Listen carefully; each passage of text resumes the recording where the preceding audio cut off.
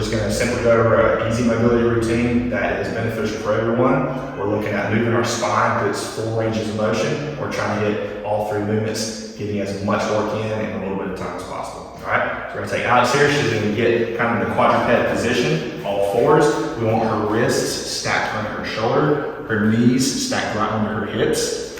Good, neutral spine. What we're going to do, we're going to start into extension, so she's going to look up. She's dropping her pelvis down, breathing in through the nose into the belly. She's going to hang out there for about 2 seconds. She's going to go down into cat, push away, go all the way into flexion. She's tucking her head, pushing away from the floor, and really tucking the pelvis, and she's exhaling here at this position.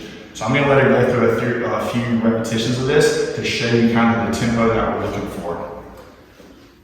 Here she's looking down, so she's taking everything and moving into flexion, kind of like an upside down U. Now all the way into extension, into like a U position. She's breathing in, here into the cat position, exhaling, tucking, getting a little bit of a stretch. She can hit about 10 repetitions of this. Doesn't take long at all.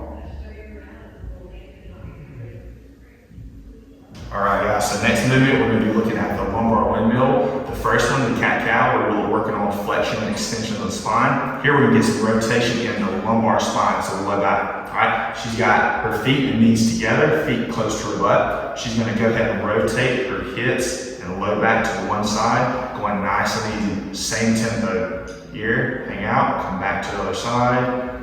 Now her goal is to keep the shoulders down on the ground and get as much motion as you can without letting the shoulders come up. The first couple repetitions might feel a little bit of restriction, a little bit of tension in the low back, but that's fine. Typically when we move through this, it will start to ease up and get a little bit better. She's doing a good job, good rotation. There we go. And typically do about 10 repetitions of this, just like the cat-cow. Keep it simple.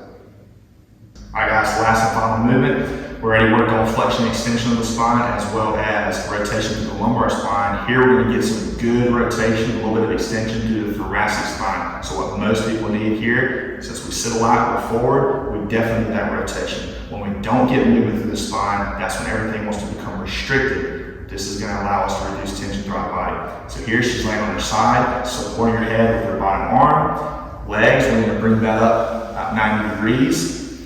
All right, what she's going to do, bring the hands together. All right, she's going to rotate through her upper body, not just moving the arms, but her head, her hand, and her chest follow all at the same time in one movement. Just kind of hanging out the end, perfect. She's going to come back.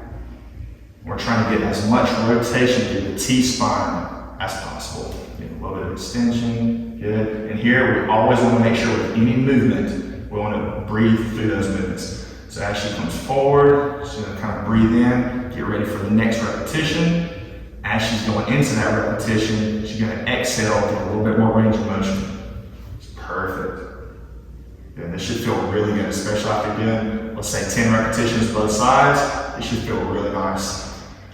These movements are really easy. We have 3 movements. Try going through 3 sets, 10 repetitions on cat-cow, 10 repetitions on the lumbar windmills, as well as 10 repetitions on the open books, both sides. Keep it simple, get the movement in, you're gonna feel better. Movement's medicine.